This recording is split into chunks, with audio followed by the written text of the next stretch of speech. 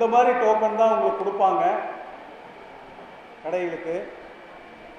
இதில் வந்துட்டு கடை பெயர் இருக்குது, குடும்ப அட்டைதாரர் பெயர், குடும்ப அட்டை எண் இருக்குது, ஸ்மார்ட் கார்டு எண். அதுக்கு கீழே வந்து நிவாரணத் தொகை வழங்கப்படும் நாள், நேரம். இதில் நீங்கள் அந்த கடையோட பெயர் உங்கள் கோட் நம்பரோடு போட்டுங்க. சீல் இருந்ததுன்னா சீல் போட்டிங்கன்னா ஈஸியாக இருக்கும் எழுதுறத விட.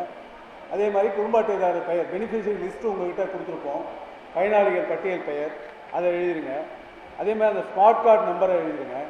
கீழே வந்து என்னைக்கு வந்து அவங்களுக்கு கேஷ் கொடுக்க போகிறோன்றத அந்த தேதியை போட்டு அவங்களுக்கு காலையிலையா மாலையிலையா டைம் போட்டுருங்க. காலைனாக்கா என்ன டைம் போட்டு இஷ்யூ பண்ணுங்க. காலையில் 50 டோக்கன் முதல் நாள், மதியானம் 50 டோக்கன். ஸோ அது மாதிரி அடுத்த நாள் 75 டோக்கன், மதியானம் 75 டோக்கன். அது மாதிரி கடையில் கூட்டம் சேராத அளவுக்கு ரெகுலேட் பண்ணி டோக்கனை இஷ்யூ பண்ணுங்கள். டோக்கன் வந்து டோர் ஸ்டெப்ஸில் போய் தான் கொடுக்கணும். இங்கே ஒரு இடத்துல உட்காந்துக்கிட்டோ, யார் எங்கேயோ ஒரு கோயிலாண்டியோ ஸ்கூல்லையோ இதெல்லாம் உட்காந்துக்கிட்டோ மொத்தமாலாம் வர வச்சுலாம் கொடுக்கக்கூடாது. கண்டிப்பாக அவங்கவுங்க பயனாளிகள் வீட்டு வாசலில் போயிட்டு அவங்கக்கிட்ட கொடுக்கணும். அதை கொடுத்ததுக்கு அக்னாலஜ்மெண்ட் வாங்க. டோக்கன் கொடுத்ததுக்கு அக்னாலஜ்மெண்ட் வாங்க. அதுக்குண்டான படிவம் இருக்குது, அதில் அக்னாலஜ்மெண்ட் வாங்கிடணும். அதே மாதிரி வந்து டோக்கன் வந்து தேர்ட் பர்சன் கிட்டலாம் கொடுத்து இதை கொடுத்துருங்க அப்படின்லாம் சொல்லக்கூடாது.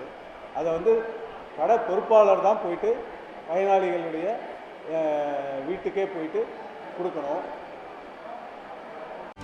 செய்திகளை உடனுக்குடனும் துல்லியமாகவும் தெரிந்து கொள்ள சப்ஸ்கிரைப் பண்ணுங்க.